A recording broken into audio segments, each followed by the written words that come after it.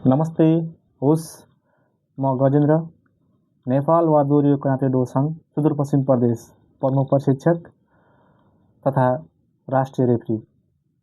म एउटा कराते खेलाडी तथा प्रशिक्षक भएको हिसाबले सानो मुक्तक बनाएको छु आफ्नो बारेमा। कस्तो लाग्छ सुनेर साथ दिनुहोला र अन्त्यमा कमेन्ट गरिदिनुहोला। म यो मुक्तक वाचन गर्न चाहन्छु। मैदानमा पसिना बगाउँछ गजेन्द्र, मैदानमा पसिना बगाउँछ गजेन्द्र, हारसँग कहिले डराउँदैन गजेन्द्र। मैदानमा पसिना बगाउँछ गजेन्द्र, हारसँग कहिले डराउँदैन गजेन्द्र। करातेको किकले चिनिन्छ उसको पहिचान, करातेको किकले चिनिन्छ उसको पहिचान। जित्नकै लागि लडिरहन्छ गजेन्द्र, जित्नकै लागि लडिरहन्छ गजेन्द्र। कस्तो लाग्छ कमेन्ट गरिदिनुहोला। होस्।